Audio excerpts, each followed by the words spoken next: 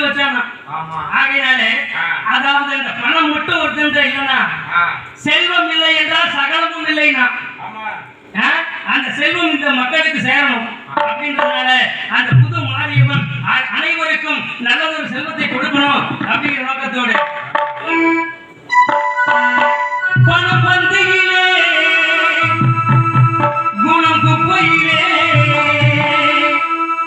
இதை பார்த்து அறிந்து நடக்காதவன் மனிதனில்லே பிழைக்கும் மனிதனில்லே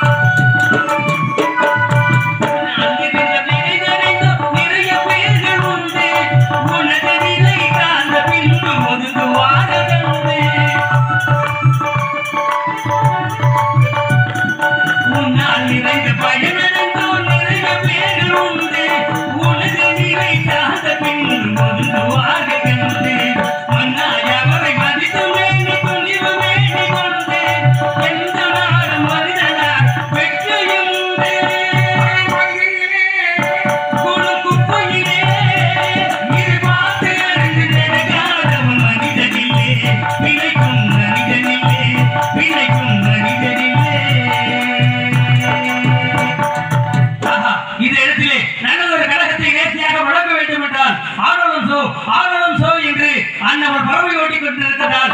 கட்டழகு தோட்டம், கண்ணி குழைத்த தோட்டம், இட்டபடி காவலில் நாட்டம், இவள் முகத்தில் ஏதோ வாட்டம், புரியாத புதிரை இது, தேவைப்படுவது எது, சரியான நேரம் இது, சண்முகனுக்கு தாரம் இது என முக்காலத்தில் முடிவெடுத்த பெண்ணே, முகமதில் நாணம் என்ன பெண்ணே, கந்தனுக்கும் முந்தனுக்கும் விவாகம், இதுதான் எனக்கு கிடைத்திருக்கக்கூடிய நல்லதொரு விவாகம். ஆகையினாலே இன்று நல்லதொரு கழகத்தை செய்ய வேண்டும் என்றால் அன்னவளை அந்த கந்த கடவுளுக்கு கூட்டி கொடுக்க வேண்டும். ஆகையினாலே அன்னவளை திருமணம் செய்து கொடுத்து இந்த உலக மக்களுக்கு எல்லாம் அவர் காட்சி அளிக்க வேண்டும் என்று நோக்கத்தோடு இந்த இடத்திலே நல்லதொரு கழகம் கிடைத்து விட்டது.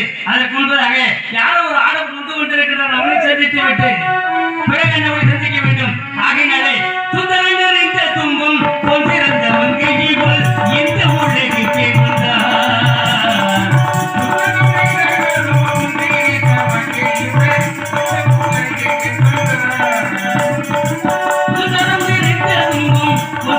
மங்கை இவள் இந்த உலகிற்கே வந்தார்.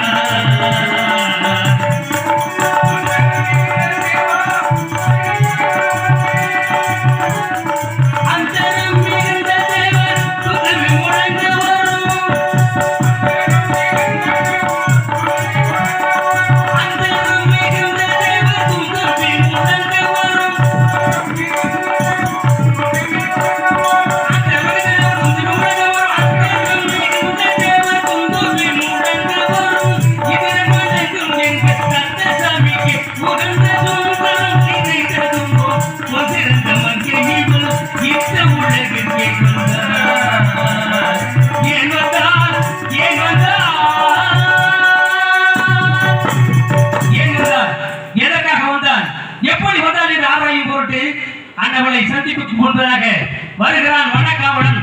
அவனை சந்தித்து விட்டு அண்ணாவளை சந்திக்க வேண்டும். வருகிறான் காவலனா காவலியா என்று பார்ப்போம்.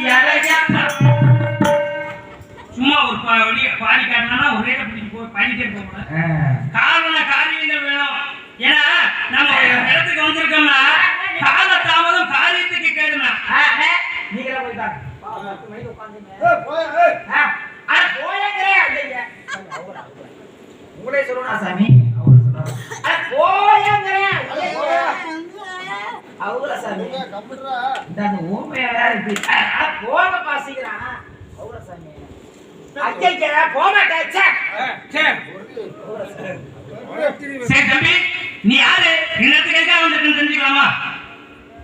அண்ணே நீங்க யாரு? நான் அண்ணா. நான் தம்பியா? அப்ப நம்ம ரெண்டு பேரும் ஒரே வயித்துல பிறந்து கூட பிறந்த கொள்ளா இருந்து போச்சு. என்ன என்னைய பார்த்து அண்ணன்ற? நீங்க அண்ணன் சொல்றீங்க, நீங்க அண்ணன் தம்பி சொல்றீங்க, அண்ணன் சொன்னேன். தம்பிக்கு சிறப்பு இருக்கேன்னு நான் சொல்றேன். அண்ணனுக்கு சிறப்பு இருக்கு. ஏன்னா தம்பிக்கு அண்ணனை விட தம்பிக்கு தான் சிறப்பு அதிகம் சொல்லியிருக்காங்க இந்த உலகத்துல. ஆகையினால உங்களுக்கு சிறப்பு கிடைக்கணும் அப்படிங்கிற நோக்கத்தோட நான் உங்களை என்ன பண்ணேன், தம்பின்னு கூப்பிட்டேன். நீங்க அண்ணன் கூப்பிட்ட காரணத்தை நீங்க சொல்லணும். என்ன காரணம் கேட்டீங்கன்னா, அண்ணனை விட தம்பிக்கு தான் சிறப்பு அதிகம். எப்படி தெரியுமா? அண்ணன்னா அண்ணன் சொன்னா ஒட்டாத உதடு, தம்பின்னு சொன்னாதான் ஒட்டும். மூத்தது மோட இளையது காலம் சொல்லுவாங்க. அதாவது பஞ்சபாண்டவர்கள் 5 பேர், தர்மன், பீமன், அர்ஜுனன், சகாதேவன் 5 பேர் இருந்தாங்க. அந்த அண்ணனுக்கு அந்த தர்மனுக்கு இல்லாத சிறப்பு யாருக்கு கிடைச்சது? அர்ஜுனனுக்கு கிடைச்சது. அது மட்டுமல்ல, பஞ்சபாண்டவர் 5 பேரு, கௌரவர்கள் 100 பேரு. ஆனா இந்த 5 பேரும் தம்பிகள், கௌரவர்கள் தான் அண்ணன்மார்கள். ஆனா இந்த 5 பேர் சேர்ந்து யார் அழிச்சான்? அந்த கௌரவர்களை அழிச்சான். ஆகையினால தம்பிக்கு தான் சிறப்பு இருக்கு. பார்க்கடலில் பள்ளி கொண்டிருந்தான் பரந்தாமன். எனது பாட்டன் மகாவிஷ்ணு என்ன பண்ணா, பார்க்கடலில் பள்ளி கொண்டிருந்தான். அப்பொழுது அந்த பஞ்சனையாக அந்த பாம்பாக இருந்தவன் தம்பி லட்சுமணன். அப்ப அண்ணனையே காத்துக்கொள்ள முடியும், அண்ணனையே தாங்கி பிடிக்கக்கூடிய அளவுக்கு யார் இருந்தானா, தம்பி லட்சுமணன் இருந்திருக்கிறான். ஆகையினாலே தம்பிக்கு சிறப்பு இருக்கு. மூத்தது மோள இளையது கடன் சொல்லுவாங்க. முன்னால் பிறந்த காதை விட பின்னால் வந்த கொம்புக்கு தான் வலிமை அதிகம். ஆகையினால தம்பிக்கு சிறப்பு அதிகமா இருக்கு. அது மட்டுமல்ல, முன்னால் பிறந்தவன் கம்சன், பின்னால் பிறந்தவன் கிருஷ்ணன். 8வது மகனாக அவதரித்தாலும் கூட, சின்ன குழந்தையாக இருந்தாலும் கூட யாரை அழிச்சா? தன்னுடைய தாய்மாமன் கம்சனை அழிச்சான். அப்ப தம்பிக்கு சிறப்பு இருக்கு. ஆகையினால எங்க அண்ணனுக்கு ஒரு சிறப்பு சொல்லுங்க. அண்ணனுக்கு தம்பிக்கு சிறப்பு, அண்ணனுக்கு சிறப்பு இருக்கும்ல. அண்ணனுக்கு சிறப்பு என்ன சொல்லுங்க? தம்பி அண்ணன் சொன்னேன். நான் தம்பிக்கு சிறப்பு கேட்டீங்க, தம்பிக்கு இவ்வளவு விளக்கம் சொல்லியிருக்கேன். விடிய விளக்கம் சொல்ல முடியும். அண்ணனுக்கு விளக்கம் சொல்லுங்க பாப்போம். நாளை விடிய விளக்கம் சொல்லுவாங்க பாப்போம். இப்ப மூத்த முன்னாடி அண்ணன் மேல கொஞ்சம் சிறப்பு, பின்னாடி ஒரு தம்பிக்கு சிறப்பு. தம்பிக்கு சிறப்பு இருக்குன்னு நான் நிறைய கதைகளை சொல்லியிருக்கேன். எங்க அண்ணனுக்கு சிறப்பு இருக்குன்னு ஒரு கதையை சொல்லுங்க பாப்போம். என்னங்க அண்ணனுக்கு சிறப்பு, தம்பிக்கு தம்பி சிறப்புங்க. தம்பினா தம்பியுடைய படை கஞ்சான்னா அண்ணனுக்கு ஒரு பழமொழியை சொல்லுங்க பாப்போம். அண்ணனுக்கு ஒரு பழமொழியை சொல்லுங்க பாப்போம். ஏன் அண்ணனே எதுவும் செய்ய முடியாது, அண்ணனை கேட்கறதுலாம் மாட்டேன். தட்டி கேட்க ஆள் இல்லை என்றால் தம்பி சண்டை பிரசண்டன்னு சொல்லுவான். எங்க அண்ணனுக்கு ஒரு சிறப்பு சொல்லுங்க பாப்போம். அதாங்க அண்ணன் இல்லாம தம்பி எதுவும் செய்ய முடியாது. அதாவது அண்ணன் சிறப்பு. மூத்தவன் யாரு? இளைய பெருமான். அவரை வணங்கிட்டு தான் யாரை வணங்குவோம்? மற்ற தெய்வங்களை வணங்குவோம். ஆக சிறப்பு யாருக்கு? மூத்தவருக்கும் உண்டு. ஏன்னா தம்பிக்கு மட்டும் ஒரு சிறப்பு சொல்லிட்டா அண்ணனுக்கு சிறப்பு இருக்கு அப்படின்னு காட்டணுமா இந்த உலகத்துக்கு? ஏன்னா அண்ணன் தம்பி ரெண்டு பேரு அடி உதவுவது போல அண்ணன் தம்பி உதவ மாட்டானா? என்ன காரணம் கேட்டீங்கன்னா அடி அவங்களுடைய சேவடி, அவருடைய பாதங்கள், அந்த அடி உதவுவது எப்படி பொதுமக்களுக்கு அவருடைய பாதார விந்தங்கள் காட்சி கொடுக்கும். அவருடைய சிறப்பு என்னன்னா அவருடைய அடி பண்ணிந்தால் அந்த அடி உதவும். ஆனால் அண்ணன் தம்பி ரெண்டு பேர் யாரு? முருகப்பெருமானும் விநாயகர் பெருமானும் ரெண்டு பேரும் ஒண்ணு சேர்ந்து இருக்க மாட்டாங்க. அதனாலதான் சொன்னா அடி உதவுவது போல அண்ணன் தம்பி உதவ மாட்டானா? சரி, சிறப்பாக பேசுறீங்க. நீங்க யாரு, எதுக்காக வந்துருக்கீங்கன்னு தெரிஞ்சுக்கலாமா? நீங்க யாரு, எங்க வரீங்க? ஏன் நீங்க யாருன்னு சொன்னா நீங்க யாருன்னு சொன்னா அப்பா ஒரு முதல் குறைஞ்சு போயிருமோ? நீங்க யாருக்கு அப்பா முதல் குறைஞ்சு போயிருமா? என்ன பேச்சுக்கு பேச்சா? நீங்க பேச்சுக்கு பேசணும்னா என்கிட்ட வினயமா பேசணும்னா சொல்லுங்க, நிதானத்தோட பேசணும். நல்ல விஷயத்தை 4 பேருக்கு பகிர்ந்துக்கணும்னா என்ன பண்ணணும்னா என்னோட பேசணும், சரியா பேசணும். நீ சின்ன பையன், நீ என்னோட பேசக்கூடிய அளவுக்கு உனக்கு அறிவு இருக்கா? ஏங்க என்னது என்ன கேக்குது? அறிவு இருக்கா கேக்குறீங்க? உங்களுக்கு அறிவு இருக்கா? யார் எனக்கு இல்லையா? சரி கேளு. அப்ப சொல்லுங்க. சரி கேளு. அப்ப சொல்லுங்க. என்னத்தை கேட்ட நான் சொல்றதுக்கு? என்னத்தை சொன்னீங்க நான் கேட்கறதுக்கு? சரி கேளு. அப்ப சொல்லுங்க. கேள்வி ஒண்ணு கேட்டதான் பதில் ஒண்ணு சொல்ல முடியும். பதில் சொன்னாங்க கேள்வி கேட்க முடியும். கேள்வி முதல்ல வருமா பதில் முதல்ல வருமா? கேள்விக்கு பதில் முதல்ல வருமா கேள்வி முதல்ல வருமா? சரி கேளு. சரி சொல்லுங்க. என்னத்தை கேட்ட நான் சொல்றதுக்கு? என்னத்தை சொன்னீங்க நான் கேட்கறதுக்கு? வந்த உடனே கடுப்பு ஏத்தாத எனக்கு. வந்தோட நீங்க கடுப்பேத்துறீங்க. என்ன காரணம் அப்படின்னா நீங்க ஒரு கேள்வி கேட்டதான் நான் ஒரு பதில சொல்ல முடியும். நீங்க கேள்வி கேட்காம சொல்லுன்னா சரி என்னத்தை நீங்க கேட்டு கிழிச்சிட்டீங்க. என்னத்தை பதில சொல்லி நீங்க கிழிச்சிட்டீங்க. ஆளப்பாரு கேள்வி கேட்க துப்புல நீ ஏதோ ஒரு பப்புங்காரனாங்க நின்று உயிரை வாங்குற. பதில சொல்ல துப்புல நீங்க ஒரு 4 நிமிஷம் வாங்கி. சரி கேள்வி கேளு. அப்ப பதில சொல்லுங்க. சரி கேளு. சரி சொல்லுங்க. என்னத்தை கேட்ட? என்னத்தை சொன்னீங்க? கேள்வி ஒண்ணு கேட்டதாண்டா பதில் ஒண்ணு சொல்ல முடியும். பதில சொன்னா கேள்வி கேட்க முடியும். சரி, உனக்கு நேரம் சரியில்லை இன்னைக்கு. உங்களுக்கு நேரம் சரியா சடம் போட்டாலும் நான் நினைக்கிறேன். நான் என்னத்தை சொல்லணும்னு நீங்க எதிர்பார்க்கறீங்க? நீங்க என்னத்தை கேட்கணும்னு எதிர்பார்க்கறீங்க? நான் சொல்றத நீங்க கேட்டீங்கன்னா நான் சொல்லி கொடுத்து நீங்க கேட்ட மாதிரி ஆகி போயிடும். நான் கேட்கறத நீங்க சொன்னீங்க. உனக்கு அறிவுன்னு ஒண்ணு இருந்தா கேள்வி கேட்கணும். சரி, நான் கேட்கட்டுமா? கேள்வி கேட்கட்டுமா? கேளுங்க. நான் கேட்ட பதில் கிடைக்குமா? கேளுங்க. நான் கேட்கிற கேள்விக்கு பதில் சொல்ற அளவுக்கு உனக்கு அறிவு இருக்கா? அறிவு இல்லாம சொல்லுங்க சாமி. நான் கேட்கிற கேள்வி உங்களுக்கு பதில் சொல்ல அறிவு இருக்கா? யாரு? என்கிட்ட நீ கேள்வி கேட்கிற. நீ இல்ல, இன்னும் 7 ஜென்மத்தை கழிச்சு 7 ஜென்மம் எடுத்து வந்தாலும் கூட என்ன கேள்வி கேட்டு நிப்பாட்டுறது உன்னால முடியாது. கேள்வி கேளு. நான் பதில் சொல்ல முடியலனா நான் இந்த இடத்துல உங்ககிட்ட மன்னிப்பு கேட்டு போறேன். கேளு. அப்ப சொல்லுங்க. கேள்வி கேளுடா. பதில சொல்லுங்க. சரி, நான் பதில சொல்லணும். நீ கேள்வி கேட்காம நான் பதில சொல்லணும். ஆமா. நீ யாரு? நான் கேள்வி கேட்டிருக்கேன்ல. அப்ப நானே கேள்வி கேட்டிருக்கேன்ல. கேள்விக்கு கேள்வி பதில் ஆகாது. கேள்வி கேட்டா பதில் சொல்லணும். ஒரு பதில் ஒண்ணு இருந்தா அதுக்கு ஒரு கேள்வி ஒண்ணு இருக்கணும். அப்புறம் பதில் ஒண்ணு வரும். ஆகையால நீ யாரு, எதுக்காக இங்க வந்திருக்க அப்படின்னு தெரிஞ்சுக்கலாமா? நீங்க யாரு எங்க வர தெரிஞ்சுக்கலாமா? நான் யாருன்னு உங்களுக்கு தெரியும், அப்படித்தானே? நான் யாரு அப்படிங்கிற கேள்விக்கு உங்களுக்கு நீங்க யாரு எங்க வர்றீங்க? சரி, நான் யாருன்னு தெரியும் உங்களுக்கு. கனகப்பிரியன், கானப்பிரியன், கவிப்பிரியன், நாரதனுடைய பேரு. எப்படி இவ்வளவு நேரத்துல எப்படி பேர் வச்சாங்க? நாரதனுடைய பேரு. நாரதன். அப்ப உங்க பேரு?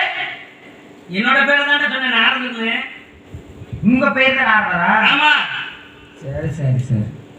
என்ன வேணும் உங்களுக்கு? சந்தேகம் இல்ல, உங்க பேர் என்னன்னு கேட்டேன். என் பேர் தான் நாரதன். அப்ப உங்க பேர் என்னங்க? ஏன் நீ செவிடா? ஏன் உங்க பேர் என்ன கேட்டேன்? என்னுடைய பேர் என்ன நீங்க கேட்டீங்க, என்னுடைய பேர் நான் ஆரம்பம் சொல்லியிருக்கேன். என்னுடைய பேர் நான் சொன்னீங்க. ஆமா. அப்ப உங்க பேர் என்ன? என்னுடைய பேர் என்ன? நாரதர். ஓ நாரதர். எங்க வரீங்க? பிரம்மலோகத்திலிருந்து. எப்படி டவுன் பஸ்ஸுக்கே ரூட் பஸ்ஸுக்கு? எனக்கெல்லாம் பஸ் இருக்குதா? நினைத்த மாத்திரத்தில் நினைத்த இடத்துக்கு வரக்கூடியவன் நான். தகன மார்க்க மக்கள் பூலோகத்தை அடைந்தவன் நான். எனக்கு இருக்கிற டவுன் பஸ் இல்ல பஸ்ல வந்தீங்களா? நான் அதெல்லாம் வர மாட்டேன். நினைத்த மாத்திரத்தில் நினைத்த இடத்தில் நினைக்கக்கூடியவனா. அஷ்டமா சித்துக்களை கற்றுக்கொண்டவன். ஆகையால எந்த இடத்துல நினைத்த இடத்துக்கு ஓடி போயிடுறான். எங்க இருந்து வரீங்க? மேலோகத்திலிருந்து வர்றேன். மேலோகத்திலிருந்து? ஆமா. மேலோகத்திலிருந்து பூலோகம் வந்திருக்கீங்க? ஆமா. ககன மார்க்கம். ககன மார்க்கமாக பூலோகத்துக்கு வந்திருக்கேன். சரி சரிங்க. சொல்லு. இது இறங்க இடுப்புல மாட்டிருக்கேன். யார்? மகதியார். ஒரு காலத்துல என்னுடைய தங்கையை மகதி என்ற பெண் என்ன பண்ணா, அண்ணனுடைய சேர்ந்து இருக்கணும், அண்ணனை விட்டு எப்பொழுதும் பிரியக்கூடாதுன்னு கேட்டா. அப்பொழுது நான் சின்ன பிள்ளை, நீங்க சின்ன பிள்ளை, எங்க போனாலும் நானும் நினைத்த இடத்துக்கு போகக்கூடியவன், 14 லோகத்தையும் சுத்தக்கூடியவனா. அதனால நீ என்னோட வர முடியாதுன்னு சொல்றப்ப அவ சொன்னா, எப்படியே நீங்க என்ன பண்ணுவீங்க எனக்கு தெரியாது, நான் உங்களோட தான் இருக்கணும்னா அவளை யாழாக மாற்றி, எனக்கு யாராக மாற்றி மகதியாங்கிற பேரால நான் கட்டிட்டு இருக்கேன். மகதியார்? மகதியார். நான் கூட எங்க ஊர்ல சமையல்காரவங்கள பாயசக்காண்டி கட்டி தொங்கிட்டு சகடையால், மகரையால், செங்கோட்டியால், தும்பரையால், தூசரையால், வாணியால், 7 வகையால். அதுல மகதியால் இந்த யாழ். இந்தியா. ஆமா. சரி சரி. எனக்கு கையில கட்ட வச்சுட்டு என்ன கட்டுங்க? சப்ளா கட்ட. நான் கூட பூரி இருக்கிற கட்டையாங்க. சப்த தாளங்க. சப்தம் என்றால் 7 சுரங்களை வாசிக்கக்கூடிய கட்டை. சப்த தாள கட்டை சப்ளா கட்டை. சப்ளா. பாடும்போது வாசிப்பீங்க. சரி சரிங்க. வேற நமக்கு சந்தேகம்? உச்சியில கொண்டு ஓட்டுறீங்களே, நல்ல முடியல. சரி. நீங்க போறதுல சைக்கிள் தான் கொண்டு ஓடுவாங்களே. சரி. இந்த கொட்டை எதுக்காக போட்டுறீங்க? ஏன் நீங்க கேட்டு தெரிஞ்சுட்டு என்ன பண்ண போறீங்க? இல்லங்க சாமி, சொன்னா தெரிஞ்சுக்கலாம். நீங்க கேட்டு என்ன தெரிஞ்சுக்க போறீங்கன்னு கேட்டேன். சும்மா தெரிஞ்சுக்கலாம். இவருக்குள்ள ரகசியம் இல்லையா உங்ககிட்ட சொல்லலாமா? எப்படிங்க? என்னன்னா, ஒரு மனிதனுடைய உடம்புல 6 ஆதாரங்கள் இருக்கிறது. மூலாதாரம், ஆன்சாரம், விசுத்தி, ஆக்ஞை அப்படின்னு சொல்லக்கூடிய 6 ஆதாரங்கள் இருக்கிறது. 6 ஆதாரத்தின் அந்த 6 ஆதாரங்கள் வழியாகத்தான் ஒரு மனிதனுக்கு இந்த பூமியில கூடிய பிரபஞ்ச சக்திகள் இருக்கக்கூடிய வாய்ப்பு. ஆனா எனக்கு மட்டும் ஞான கொண்டேன்னு போட்டிருக்கேன். 7வது ஆதாரம் எனக்கு கிடைக்கணும். ஏன்னா நடந்தது, நடப்பது, நடக்க இருப்பது இந்த முக்காலத்தையும் உணர்வதற்காக போட்டிருக்க கொண்ட ஞான கொண்ட. ஞான கொண்டை. இதுல சந்தேகம் உங்களுக்கு? சரி சரிங்க. அவங்க பேர் என்ன சொன்னீங்க? நாரதர். திருப்பி கேட்டீங்க. பேர் என்ன சொன்னீங்க? நாரதர். நாரதர். என்னுடைய அம்மா பேரா? கலைவாணி. கலைவாணி. கலைவாணி. கலைவாணி. கலைவாணி. அப்பா பேர்? பிரம்மா. குருமாவா? ஏய் பிரம்மாடா. பிரம்மா. ஆமா. ஆழத்திலே குலத்திலே அணுகுலத்திலே தாவரங்கள், மனிதர்கள், ஊர்வன, நடப்பன, பரப்பன என்று சொல்லக்கூடிய 84 லட்சம் ஜீவ வேதங்களையும் படைப்பவர் என்னுடைய தந்தை பிரம்மா. பிரம்மா சிருஷ்டிகர்த்தா பிரம்மா. ஓ, அப்ப என்ன வேணும்? படைக்கிறார். படைப்புத்துறை. ஆமா. அப்ப அந்த மேல படிச்சது யாரு? எங்கப்பா? பின்ன படிச்சது எங்கப்பா? பட்டை படிச்சது எங்கப்பா? மாரத படிச்சது எங்கப்பா? மூளை படிச்சது எங்கப்பா? என்னையே படிச்சது எங்கப்பா? அப்ப எங்க அப்பா தூங்கிட்டு இருந்தாரா? நீங்களா கேளுங்க. உங்களே படிச்சு அப்பா சொல்றீங்க சாமி. அப்ப என்ன பண்ணி அப்பா படிச்சுறேன்? ஆமா. எப்படி அப்பா சொல்றீங்க? உங்க அப்பா உன்னை படைக்கல. எங்க அப்பாவுடைய கருணை இல்லாமல் நீ பிறக்க முடியாது அந்த உலகத்துல. எப்படி சொல்றீங்க? என்ன காரணம்னா 4 செவத்துக்குள்ள ஒருத்தருக்கும் தெரியாம செஞ்சது உங்க அப்பா. எங்க அப்பா வைகுண்டத்துல இருந்து என்ன பண்ணாருன்னா, மூலத்துல சிருஷ்டிகர்த்தாவாக இருந்து வாசு பிடித்து பிண்டம் பிடித்து உங்க அம்மாவுடைய அண்டத்துக்குள் போட்டாதான் நீ முண்டமா வந்து தண்டமா. நான் முண்டமா வந்து பாத்துக்கிறீங்க. ஆமா. ஓ, அப்படி போட்டனால பாத்துக்கிறீங்க. ஆமா. சரி சரி சாமி. சரி சாமி, உங்களுக்கு இந்த ஆதார் கார்டுல இருக்குதா? அப்படினா ரேஷன் கார்டு? அதாவது இந்த உலகத்திலே இருக்கக்கூடிய மக்களுக்கு ஆதாரம் இல்லாமல் இருக்கிறார்களே என்றுதான் இந்த ஆதார் கார்டை கொடுத்தாங்க. இந்த உலகத்துக்கு ஆதாரமாக இருப்பவர்கள் நாங்கள். எங்களுக்கு ஆதார் கார்டு மனுஷனா வந்து ஆதார் வச்சுக்க மாட்டீங்க. எங்களுக்கு தேவையில்லைங்க. ஆதார் கார்டு தேவையில்லை. எங்களுக்கு தேவையில்லை. சரி, போய் தொலைஞ்சிட்டு போ. சரி, இந்த ரேஷன் கார்டு? ரேஷன் கார்டு வச்சு என்ன பண்ண முடியும்? ரேஷன் அரிசி எங்க வாங்குறீங்க? நாங்க அரிசி சாப்பிட மாட்டோமே. காட்டிலேயே ஆகாரமாக சாப்பிடுவோம் நாங்கள். நீங்க நினைக்கிற மாதிரி ரேஷன் கடையெல்லாம் அரிசி வாங்கி சாப்பிடுறது இல்ல. அப்படி இல்ல. ஆமா. சரி சரி. அப்புறம் இந்த ஏடிஎம் கார்டா இருக்குது அது இல்லீங்களா? அதெல்லாம் எதுக்குடா? Pan card. அதாவது அருளுள்ளோருக்கு அவ்வுலகம் இல்லை, பொருளுள்ளோருக்கு இவ்வுலகம் இல்லைன்னா பொருள் உங்களுக்கு செல்வம், பொருள் செல்வம் எல்லாம் உங்களுக்கு தான் தேவை. எங்களுக்கு அது தேவையில்லை. ஏடிஎம் கார்டு இல்லையா? அதுக்கு தேவையில்லடா. என்னதான் தெரிகிறது இல்ல. சரி சரி சாமி. உங்களுக்கு கல்யாணம் ஆயிடுச்சா? எனக்கா? நான் மூவாசை மற்றும் முனிவன். மூவாசை இல்ல. இல்ல. மண்ணாசை, மணியாசை, பெண்ணாசை எதுவுமே கிடையாது. இப்படி இருக்கீங்க ஆசைலாம். ஒரு காலத்துல வந்து 52 பொண்டாட்டியை கட்டி 60 குழந்தைகளை பெற்றெடுத்தவனா? இந்த பிறப்புல எனக்கு திருமணமே வேண்டாம், 14 லோகத்திலையும் எனது பாட்டும் பரந்தாமனுடைய புகழை பாட வேண்டும் என்பதற்காக பிறவெடுத்தவனா? ஒரு காலத்துல 52 பொண்டாட்டி. ஆமா. இப்ப இல்ல. என்ன காரணம் அப்படின்னு கேட்டீங்கன்னா, நான் சன்னியாசியா வாழ்ந்துட்டு இருக்கேன் இந்த பிறப்புல. 52 பொண்டாட்டி. ஆமா. குழந்தைங்க 60 பேரு. எப்படி உடம்பு தாங்குச்சா? 3.25 நாளைக்குள்ள 60 குழந்தைகளை பெற்றுட்டோம்டா. இன்னும் கொஞ்ச நாள் விட்டு இருந்தீங்கன்னா இந்த ஊரையே உருவாக்கி இருப்பேன். ஆமா. ஏய் சொல்லாதே. கேளு. சரி சரி. இப்ப கல்யாணம் இல்ல. இல்ல. ஏன்? எனக்கு பிடிக்கல. கொஞ்சம் போற. இப்படி ஒண்டா ஆத்திட்டீங்க. ஏய் வேற ஏதாவது கேடா. கல்யாண ஆசை இல்லைங்களே. கொஞ்சம் கூட இல்ல. 14 லோகத்துக்கு என்னுடைய பாட்டனை பணியணும், எங்களுடைய பாடனுடைய கோலை மட்டும்தான் பாடணும் அப்படிங்கிற நோக்கத்தோட வாழ்றவனா? ஆசை இல்ல. இல்ல. சுத்தமா இல்ல. ஏய் கொஞ்சம் கூட. எப்படி வெள்ளிக்கிழமை செவ்வாய்க்கிழமை தீ கொடுத்து பாத்தீங்களா? என்னது? வெள்ளி செவ்வாய் தீ கொடுத்து பாத்தீங்களா? இல்ல கொஞ்சம் கூட ஆசை இல்லைங்களே. எனக்கு ஆசையே வருவதில்லை. ஏன்னா நான் சம்சார வாழ்க்கையை விட்டு சன்னியாச வாழ்க்கையை, துறவற வாழ்க்கையை மேற்கொள்வோம். நான் அதான் ஆசை இல்ல. ஆசை இல்ல. எப்படி பிள்ளைய போட்டு ஒட்டா கொஞ்சம் கூட இருக்கா? என்ன அந்த இடத்துல நிக்கிறிய? வேற எதுக்கு கொஞ்சம் கூட ஆசை இருக்கா? சரி, நீ யாரு இந்த இடத்துக்காக எடுத்து வந்திருக்குன்னு தெரிஞ்சுக்கலாமா? கல்யாண ஆசை இல்ல. கொஞ்சம் கூட இல்ல. போயிட்டு போது விடுங்க. வேணாம் வேணாம். இப்ப வேணாம். நான் ஒரு சன்னியாசிடா. ஆமா. சரி. சுத்தமா இல்ல. கொஞ்சம் கூட கடுகளவு கூட இல்ல. சரி வேணாம் விடாத. எதுக்கு பிரச்சனை? ஏய் உனக்கு என்ன தேவை? கொஞ்சம் கூட இல்ல. எனக்கு இல்ல. சுத்தமா 3 ஆசையும் இல்லன்னு நான் வரலையே. சுத்தமா இல்ல.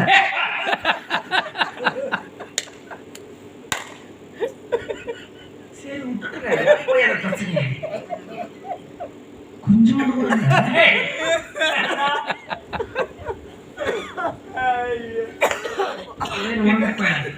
வேற என்ன வேணும் உனக்கு? உனக்கு என்ன சந்தேகம்? கேள்வி கேளு. சுத்தமா இல்ல.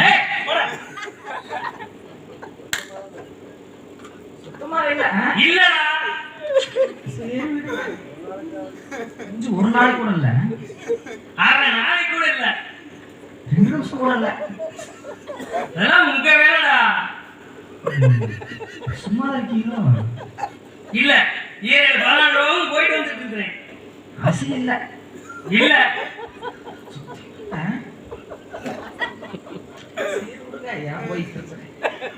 சரி சரி. கொஞ்சம் லேசா கூட.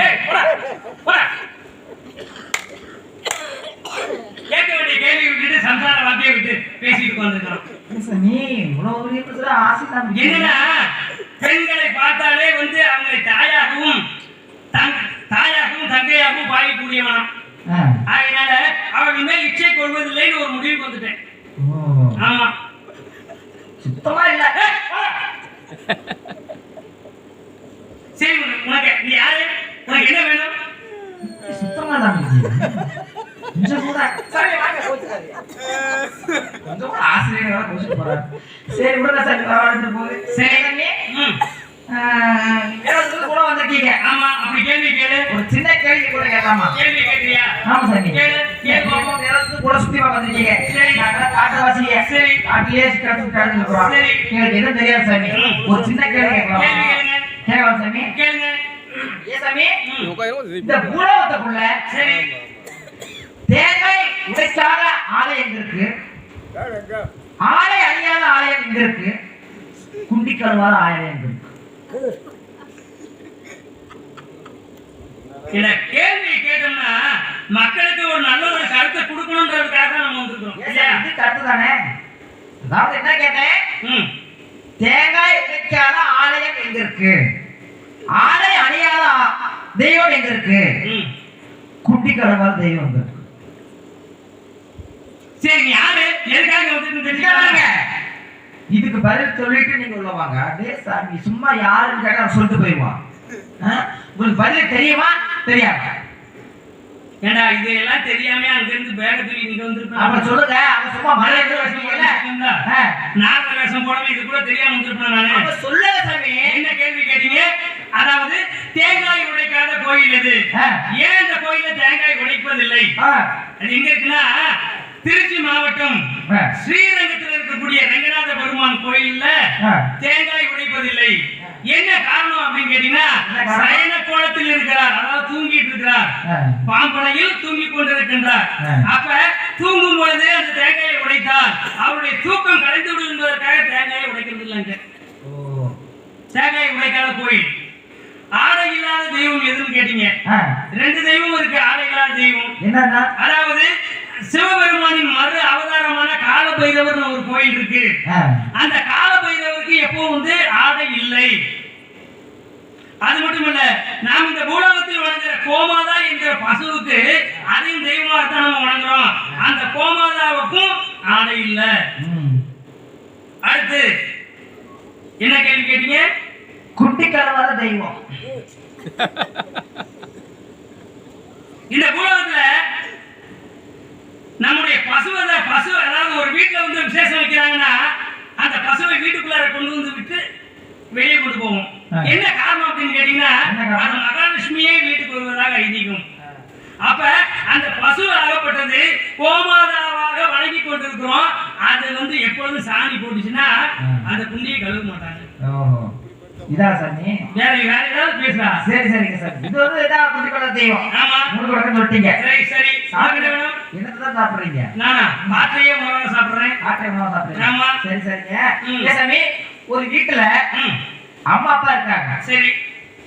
அம்மா அப்பாவுக்கு குழந்தைங்க 5 பேர். 5 பேர் பசங்க தான். பிள்ளைங்க யாரும் கிடையாது. சரி. இந்த ஒரு அம்மா அப்பா குழந்தை வந்து 5 பேர் நல்லா வாழ்ந்துட்டு இருக்காங்க. சரி. அம்மா அப்பா 5 பேர் பிறந்ததுல நல்லா வாழ்ந்து முடிச்சிட்டு கடைசியா சரி பெத்த ஆளாக்கிட்டு இறந்துறாங்க இவங்க. சரி. இந்த குழந்தை இறந்த உடனே பாருங்க, அதாவது அண்ணன் தம்பி 5 பேர் இருக்கிறாங்க. 5 பேர் ஆம்பளை பையன் தான். இந்த அண்ணன் தம்பியில ஏசாமி சாகும் பொழுது தாய்க்கு தலைமகன் தகப்பனுக்கு கடைசியமாக கொண்டு வைக்கிறேங்கிறாங்களே, ஏன் தாய்க்கு தலைமாக கொண்டு வைக்கிறோம், தகப்பனுக்கு கடைசியமாக கொண்டு வைக்கிறான், ஏன் அந்த நடுவில் இருக்கிற பசங்க கொண்டு வச்சு ஆகலாம்? இந்த கேள்வியில யாரு உங்களை கேட்க சொன்னது? என்ன சாமி ரொம்ப இருக்கும். அதாவது இந்த பிரபஞ்ச உற்பத்தி ஆனதுல இருந்து, இந்த பூலோக மக்கள் உற்பத்தி ஆனதுல இருந்து தாய்க்கு தலைமகன் தான் கொல்லி வைக்கிறான், தகப்பனுக்கு சின்ன மகன் தான் கொல்லி வைக்கிறான். இது என்ன உங்களுக்கு சந்தேகம்? இல்ல, அது ஏன் அப்படி வைக்கிறாங்க? ஏன் நடுவுல போற 3வது இருக்கவோ 2வது கொல்லி வச்சா மக்கள் எல்லாம் நம்பி வர ஐதீகத்தை போய் நம்ம போய் இதுக்கு பதில் சொல்ல முடியுமா? என்ன பதில் சொல்ல முடியுமா கேக்குறீங்க? பதில் சொல்லுங்க. இல்லையா கேட்டா உள்ள போயிருங்க.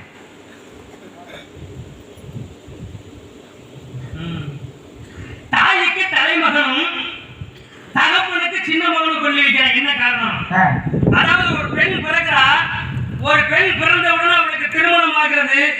திருமணம் ஆன பிறகு கூட அவளுக்கு பெண் தான் பேரு. ஒரு குழந்தை பிறக்கும் பொழுதுதான் அவளுக்கு தாயார் என்ற ஒரு ஸ்தானமே கிடைக்கிறது. நல்லா புரிஞ்சுக்கங்க. முதல் குழந்தை வந்த உடனே அவளுக்கு இன்னொரு பேர் என்ன? தாயார். முந்தி தவம் கிடந்து 300 நாள் சுமந்து தொந்தி நடுக தொடை நடுக பெற்றெடுக்கிறார் அந்த குழந்தையை. அந்த குழந்தை பிறக்கலனா அவ பெண்ணாகத்தான் இருப்பாள், மலடியாகத்தான் இருப்பாள். அந்த மலடி என்கிற பட்டத்தை போக்கி தனக்கு தாய்ங்கிற ஸ்தானத்தை கொடுத்தது யாருன்னா அந்த முதல் குழந்தை. அப்ப அந்த தாய்க்கு அந்த முதல் குழந்தை என்ன பண்ணுதுன்னா தாய்க்கு அந்தஸ்தை கொடுக்கிறது. ஆகையினால தாய்க்கு தலைமகன் கொல்லி வைக்கிறான், தகப்பனுக்கு சின்ன மகையா கொல்லி வைக்கணும் அப்படின்னு கேட்டீங்கன்னா அதாவது இவன் 60 வயதான பிறகும் அவனுக்கு ஒரு குழந்தை பிறக்குதுன்னா நான் இன்னும் முழு பலத்தோட ஆண்மையோட தான் இருக்கிறேன். எனக்கு வயசானாலும் என்னுடைய உடம்புல இருக்கக்கூடிய திறமை குறையில அப்படி நிரூபிக்கிறது யாருன்னு கேட்டீங்கன்னா அந்த சின்ன பையன். அதனாலதான் அந்த சின்ன பையனை வச்சுதான் அதை தகப்பனுக்கு கொல்லி வைக்கிறாங்க. தாய்க்கு சிறப்பை கொடுத்தது தலைமகன், தகப்பனுக்கு சிறப்பை கொடுத்தது யாருன்னா சின்ன மகன். அதனாலதான் தாய்க்கு தலைமகனும் தகப்பனுக்கு சின்ன மகனும் கொல்லி வைக்கிறான். இது என்ன ஒரு சந்தேகம் இல்லைங்க சார், இது ஒரு சந்தேகம் இல்லைங்க. இது ஒரு சின்ன கேள்விங்க.